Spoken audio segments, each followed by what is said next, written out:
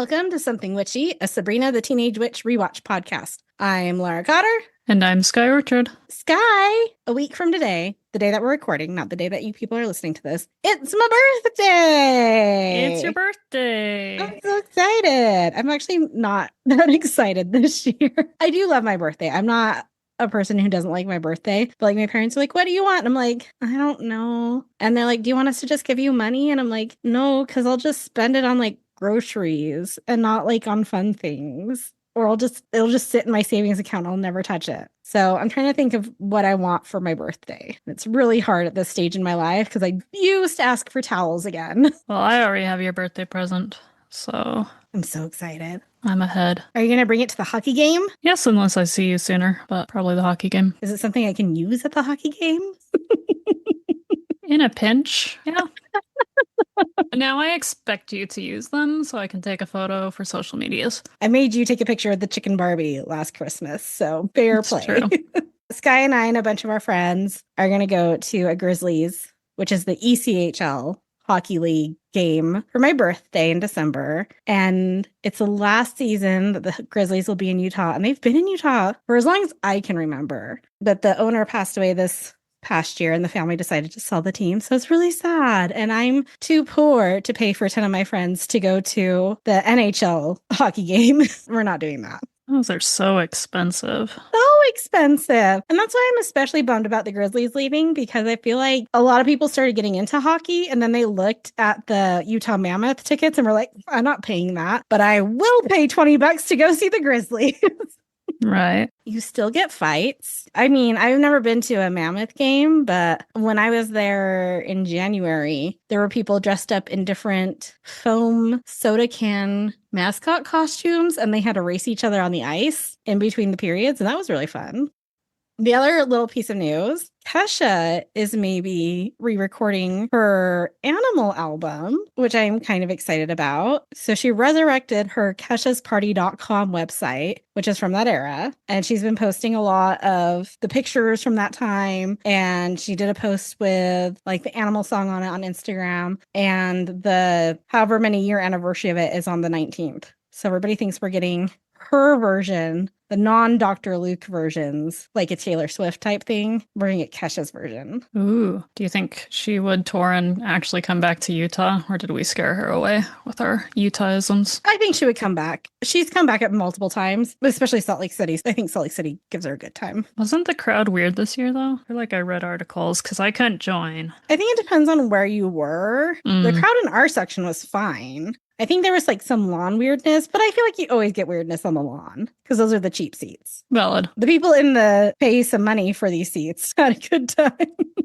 All right. Our question of the week. It was a hard one for me to think of. Are you ready for it, Sky? Yes, I am. What are your thoughts on UFOs and abductions? I think that there may be some credibility to it. I say this mainly, I feel like mostly a skeptic for most of my life, but Jill's grandfather was a member of the Air Force. Okay. Basically, confirmed, not confirmed, worked in/near Area 51 for some time. And I guess on like his bookshelf where he had all like his medals and whatnot, he kept all the books on like alien life directly next to them.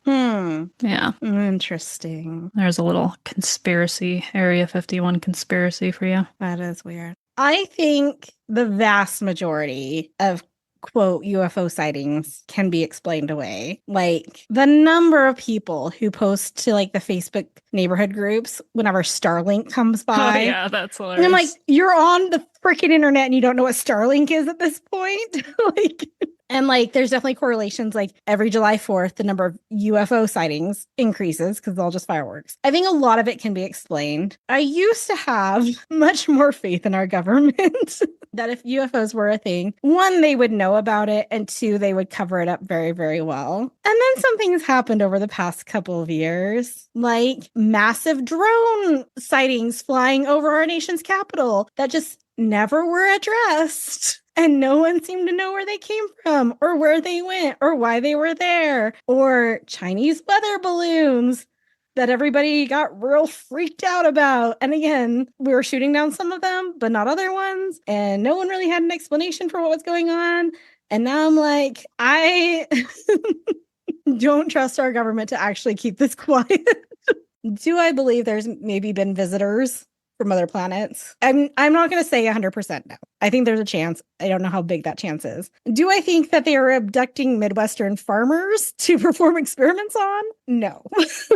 Yeah, the abduction for conducting experiments, don't necessarily believe. Is there life out there? I feel like probably. I'm pretty positive that is it humanoid, carbon-based? Not necessarily. Is it maybe bacteria or viruses? Yeah, there's something replicating out there that's not us. There's too much on our own Earth that we haven't yet discovered that it would be just so pretentious to assume that there's nothing else in the universe. We're so special. We're the only ones. I truly cannot believe in my heart of hearts that we are special. I cannot believe that this is the epitome of evolution.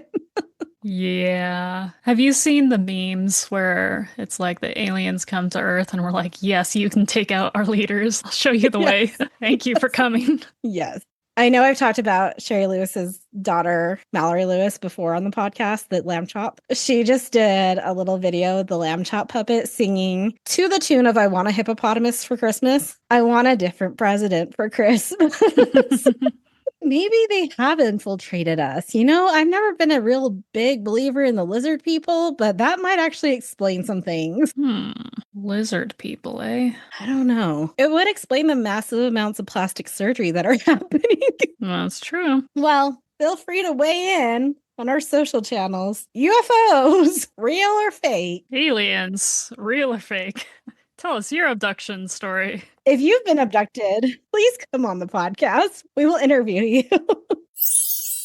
Okay, let's talk about our episode now. This is season 2, episode 25, our penultimate episode for the season. The title is Rumor Mill. Are you ready for this TV guide description, Sky? I don't think so, but hit me. I don't think anybody is. All right. I have not changed anything. I copied and pasted. Let me try this again. The Quizmaster gives Sabrina an assignment, which she has to do in the other realm, even though it says he. A guy named Calzone tells her how she can do it easily by making up rumors. But what she didn't know is that the rumors she makes up become true in the real world. So her aunts who are on a road trip are taken aboard a UFO. Mr. Kraft and Ms. Quick become a couple. Salem becomes a Dawn, and Harvey is pregnant. She later learns Calzone has it in for her Quizmaster. I feel like this was written by a 7th grader. I mean, at that point, why even watch the episode? You've been told everything. I know. And like the disparity in quality and pattern of the TV guide descriptions. Sometimes there are 2 sentences. Sometimes they're a whole friggin' paragraph. I don't understand. Maybe this is why we stopped using TV Guide. Our streaming service description, on the other hand, 1 sentence. Gossip flies when Sabrina does which community service in the other realm rumor mill.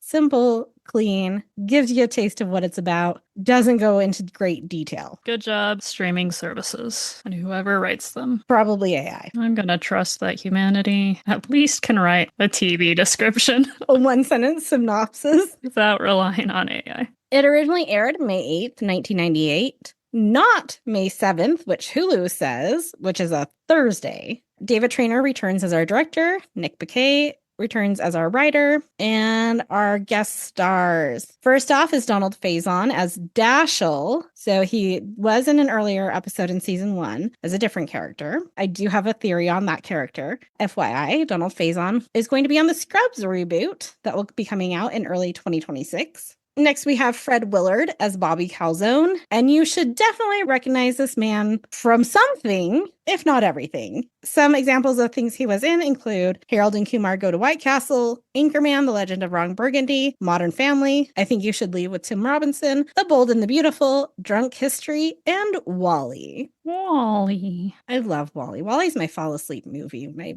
really can't sleep. What a settling movie to fall asleep to. Beautiful music, so little dialogue. It's nice. Minor dystopian plot point. That's fine. Once you get past the part where he accidentally knocks over the ships and sets everything on fire, after that is real calm. Mary Gillis returns as our witch judge, which I think is the third witch judge we've had this season. Dennis Thimple is the farmer from ER, Party of Five, Weird Science, The A-Team, and The Dukes of Hazzard. Greg Lewis is Don Tutti Frutti from The Princess Diaries. The Princess Diaries 2, The Royal Engagement, Two Broke Girls, Murder, She Wrote, and Punky Brewster.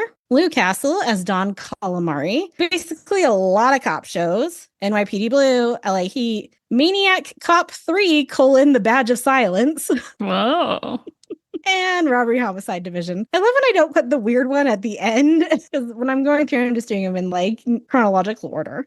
And lastly, we have Peter Anthony Rock as Don Don from Mouse Hunt. Do you remember that movie, Sky? Yeah, that was a time. That was such an acid trip of a movie. Like Home Alone with a mouse. Also from NYPD Blue and The Bold and the Beautiful. What were your overall thoughts, Sky? I ship Sabrina and Dashiell so much over Sabrina and Harvey. Like, forget Harvey. Harvey's just a pal you kissed once upon a time. Now you have Dashiell, Sabrina. Yes. I love that you're on the same page as me. I do think Donald Faison just plays Donald Faison.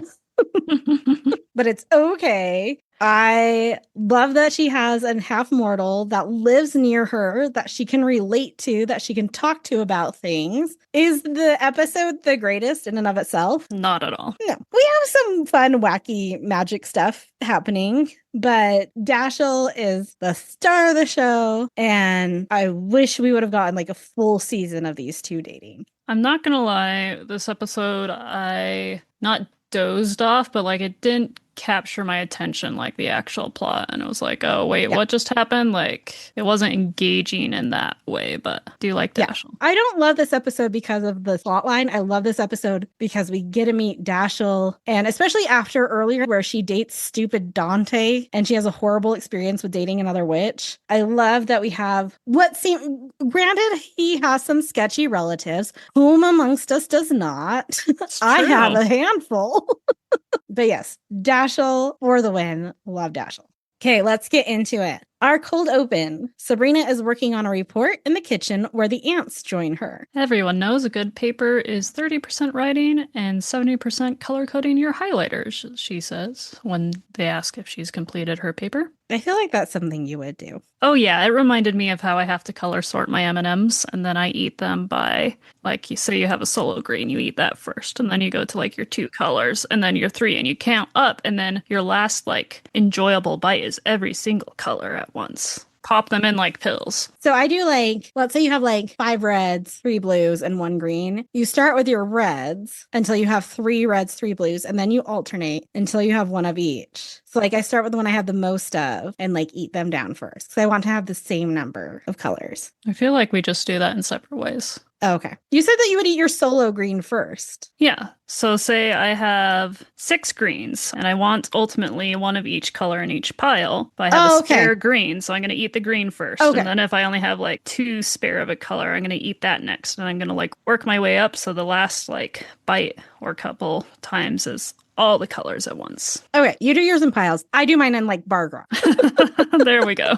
We do the same thing though. Although I do admit I don't do that much anymore. It was more when I was a child, mostly because now when I eat M&Ms, it's like I'm moving, so I'm not going to sit down and spread them out. Nah, M&Ms, Skittles, Starbursts even. It's got a color. It's going to happen. Zelda and Hilda are going to take a trip, although they don't know where yet. Here we get confirmation that Atlantis exists in this universe and that the kelp is in bloom at this time of year. Sabrina will be alone while they're away, and she goes to tell Valerie, but Zelda zaps her and sends her back to the table to do her paper. Our outfit intro is a queen outfit, where she says, "Let them eat cake, but save me some." I did find out recently that Marie Antoinette never actually said, "Let them eat cake." That phrase was pure political propaganda that worked clearly very, very well. It actually came from Jean-Jacques Rousseau's 1767 book Confessions, which came out when Marie was just a child in Vienna. The phrase was seized upon, obviously, utilized for the revolution. However, the phrase in France was actually "let them eat brioche." Hilda has a stack of brochures about where to travel. Zelda proposes to go to see the world's largest ball of twine. She says they always go to the other realm and never see any real Americana. And it's in Kansas. Zelda has clearly lost her mind. Hilda proposed either a time-space continuum excursion or the third ring of Saturn, which are science-y things that Zelda should love. Also, if you go to the time-space continuum, it's 3 days, 2 nights, and you come back younger. Maybe that's how they've been doing it. Sabrina did make a joke earlier when they're like, we're going away. And she was like, is that a euphemism for getting plastic surgery? Oh, I missed that. Also, Salem asks to keep the twine brochure in his basket. In a very creepy tone of voice. Also, second reference to basket in 2 episodes. Oh yeah, and his wicker basket. I was going to mention, we haven't seen Valerie since Disney World. Oh yeah, we haven't. Are her and Sabrina taking a little break from each other? Because she showed her true colors of she'll do whatever Libby says. Mm-hmm. Salem is eyeing Sabrina's backpack for twine-carrying purposes when Quizmaster zaps into her bedroom. He asks her how her report is coming, but she still hasn't started it. And now she needs to sign up for Other Realm Community Service. Quizmaster lets her know that community service isn't just something athletes do to avoid jail time. She has to do charity work to get her witch's license, and she can't just phone it in. She leaves for the Other Realm and hands Quizmaster her homework. Sabrina hands Quizmaster Walden by Henry David Thoreau, and he complains, saying something to the effect of, "Man, nothing happens in this book." Which, on a cursory level, is true. I feel like that's one of the high school books I maybe need to go back and read as an adult. I hated the idea of transcendentalism in AP English. But now, as an adult, something's flipped. I felt the same way about existentialism and hated The Stranger when we read it in high school. I read it years later, like after college, and I was like, no, I get it. I don't know if I read The Stranger. It is the wildest. It's French existentialism, which it's French. And it's just about this guy, and he kills a man on the beach. And the whole thing is like, the sun was in my eyes and I couldn't see. So I shot the gun, and does it matter? And does anything matter? And now I'm in jail. And does that matter? And like, just about being uncomfortable and like, what is the point to anything? And I'm sure it's like much deeper than that. But like, that's how it came across to me as a high school kid. And I remember being like, this is insane. This is so stupid. Who would think that this is deep? And then I reread it and I was just like, I kind of understand it now. Because we all get into those places of like, what is the point of literally anything? And if there is no point to anything, then what's to stop you from following some crazy base instinct or desire? But yeah, it's wild. Give it a read. The Cure released a song about it, or with an homage to it, called Killing an Arab. And then actually this August, a trailer premiered at Venice Film Festival, so we'll have a movie soon. Nope, I don't think that one can be a movie. I don't think this is going to translate well to movie. Well, they're trying, so... I think it's like the Wuthering Heights movie that's coming out. And I messaged our friend Nikki and I'm like, I think I need to go see this with you because I think they're going to try to make it a romance. That book is not a romance. That is very true. Then I need to go see it so I can critique that movie. Yeah, I think it's going to be very hard because there's so much internal monologue and like internal suffering. That's going to be real hard to portray on the screen. Best of luck. Back to Sabrina. We will eventually get through this episode. Sabrina is perusing volunteer opportunities when she sees a boy her age in front of the Easy Way Out booth. A man arrives and greets them. He's Bobby Calzone, which is just the best name. And he's Dashiell's uncle. He also tells Sabrina that Dashiell is half mortal. Bobby is looking for a few special witches to work at the rumor mill. Rumors are the highest form of entertainment in the Other Realm. It's a morale builder. It's even proven to make witches healthier. So they both sign up. Come on, witches need our help. Let's start our first schmear campaign, Sabrina exclaims. When Bobby introduces Dashiell as half mortal, I know we've already touched on like the racism isn't the right word, but it's the best word I can think of for how the witches act towards mortal. So there's definitely like he's a pretty good witch for a half mortal. Like there's clearly some undertones there with this uncle to his own nephew. Hilda and Zelda are packed and ready to go. Zelda rented a pickup, an all-American vehicle for an all-American journey. What, are they out of dump trucks? Exclaims Hilda. Salem is also ready to go, but he has to stay home to watch Sabrina. And he has tiny little suitcases and a little baseball hat on, and it's so cute. Salem is shocked. They tell him to water the plants and bring in the mail as he sobs. But also, clearly he's great at stowing away, so where'd you go wrong this episode, Salem? He calls out as they leave, In Cold Blood took place in Kansas. In Cold Blood is a 1966 nonfiction novel by Truman Capote that details the 1959 Clutter family murders that took place in Holcomb, Kansas. Capote learned of the quadruple murder before the killers were captured, and he traveled to Kansas to write about the crime. He was accompanied by his childhood friend and fellow author, Harper Lee, and they interviewed residents and investigators assigned to the case and took thousands of pages of notes. The killers, Richard Hickok and Perry Smith, were arrested 6 years after the murders and later executed by the state of Kansas. Capote ultimately spent 6 years working on the book, one of his most famous works. Oh, he's also the one who wrote Breakfast at Tiffany's. Correct. Didn't they just do a TV series about him?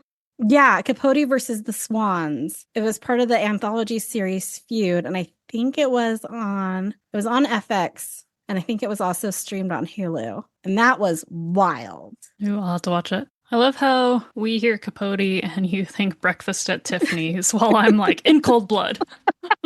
Why we work together. We both come with half.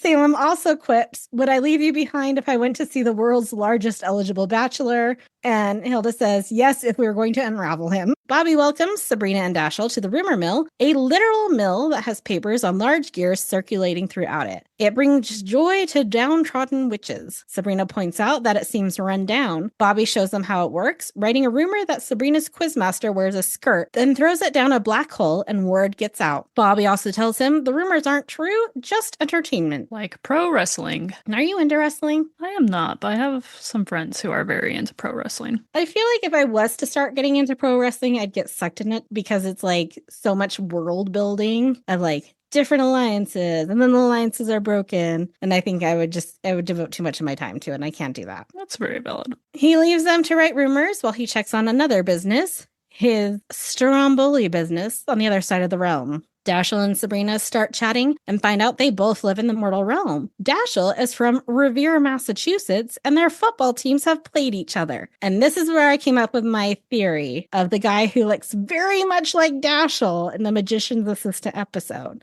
Dashiell has a cousin who lives in Westbridge, and they look very similar.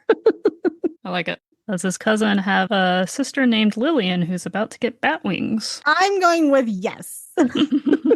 Dashiell says they should start rumors about people they know since they don't know many witches. Bobby did say rumors were entertaining after all, and they might as well entertain themselves. Dashiell starts a rumor about his school's linebacker being the captain of the synchronized swim team and sends it off. Sabrina writes that Libby's parents made her move out and sends that one off. Both Sabrina and Dashiell say how much fun it is. We get a montage. Oh, according to the subtitles, Heard It Through the Grapevine by Marvin Gaye should be playing. You just get the subtitle lyrics and no actual song by said Mr. Gaye. I didn't even get subtitle lyrics. Oh. Yeah. Also, how can they not afford that, but we can afford Lisa Loeb's I Do? Sabrina and Dashiell take turns writing rumors. Sabrina writes that a faculty romance rocks Westbridge, causing a sick witch to jump out of bed and be healed when he reads about it. Dashiell stares at Sabrina with an adoring look. Sabrina writes about a pregnant boy, which is shown to a priest and an inmate at the Witches' Council, causing both to laugh with joy. We get shots of Sabrina and Dashiell throwing rumors down the tube and goofing around with each other.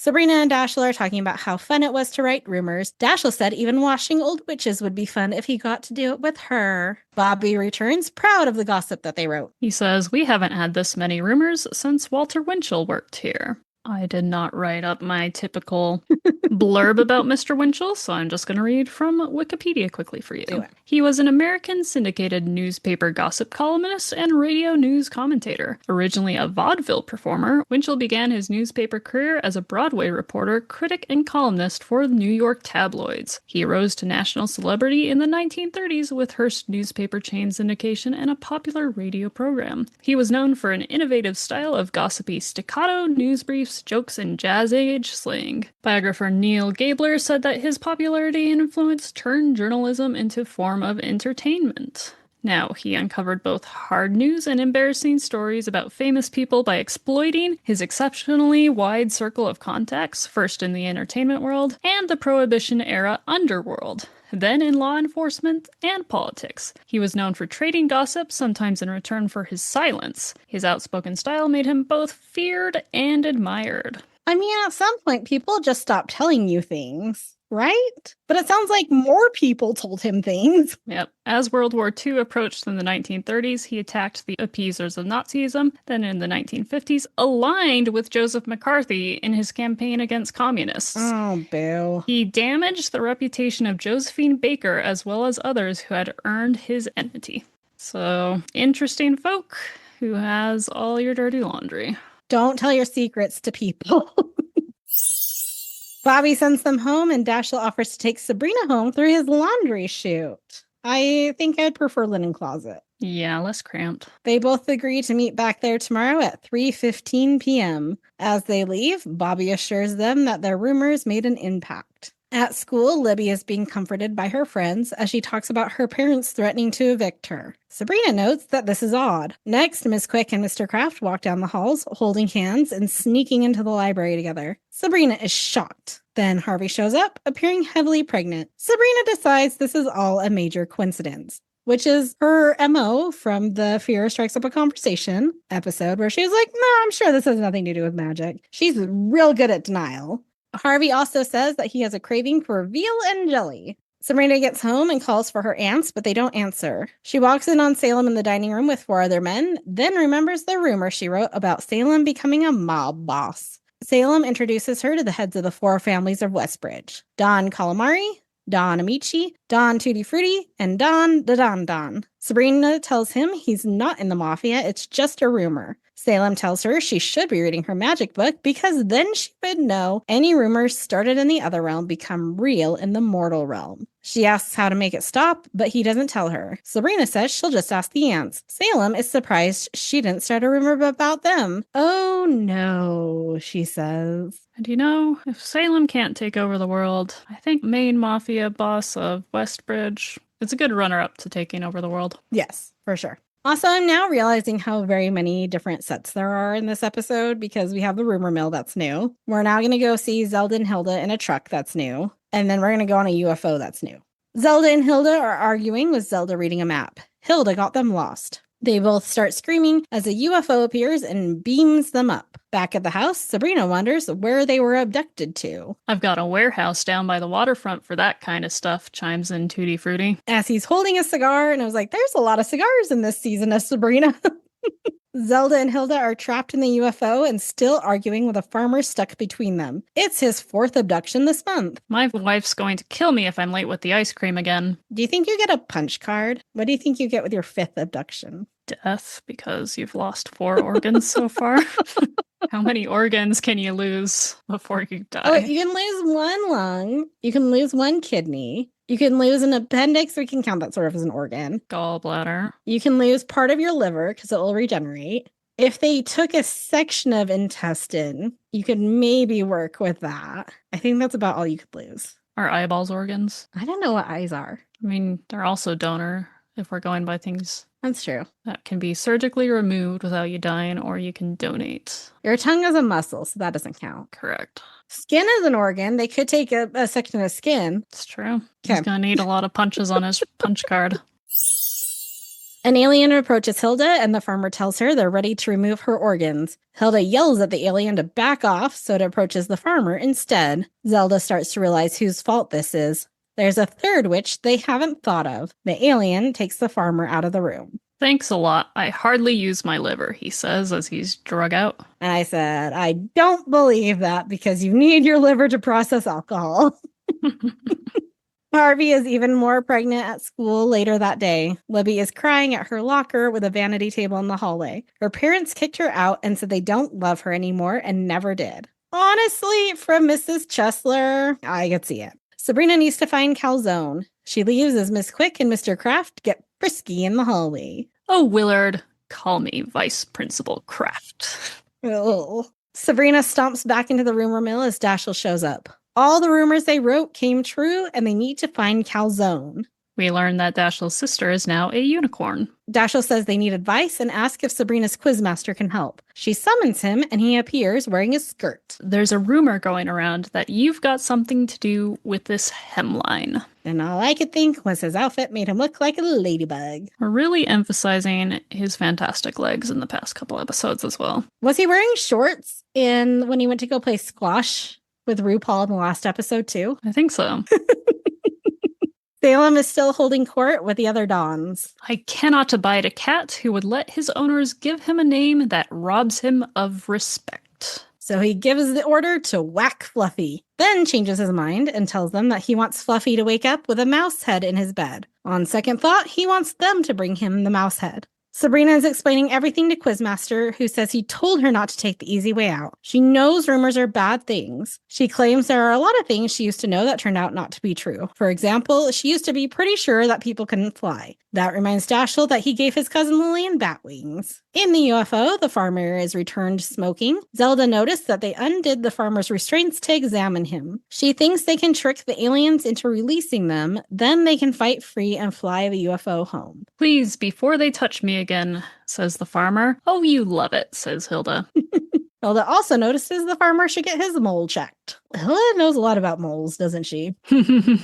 Molly, rest in peace. It's so long since we referenced Molly. Quizmaster asks Dashiell who his Quizmaster is. Dashiell says it's his uncle, Calzone. Quizmaster knows him and sends Dashiell to see if he's at his Stromboli stand. Dashiell leaves and Quizmaster immediately tells Sabrina that Dashiell is trouble. Calzone has a score to settle with Quizmaster after he got him kicked out of the Quizmasters for cheating. Calzone tried to get Sabrina to fail to get her license to embarrass Quizmaster. Her only hope is to get the troubles she caused to fade away by writing a vicious rumor about herself. She sits down and starts typing. And Quizmaster is back in pants that are striped with a polka dot vest and a Roman numeral print shirt. Sabrina is back at school the same day, sitting on a teacher's desk when a crying Libby walks in. As soon as Libby sees Sabrina, there's a magical sound, and Libby says she just heard a rumor about her. She wonders if it's true. Sabrina pulls out dentures to show that it's true. Libby walks down the halls, yelling that Sabrina has no teeth. Everyone laughs as the toothless Sabrina follows down the hall. Next, Mr. Kraft and Ms. Quick hear the rumor, and a magical sound signals the end of their relationship. Harvey sees Sabrina and his pregnant belly disappears. He blames it on salt, then offers to pre-choose Sabrina's food, but stops her from smiling. Which makes me feel a little bit bad that I'm rooting so hard for Dashiell when Harvey offers that sweet little line, but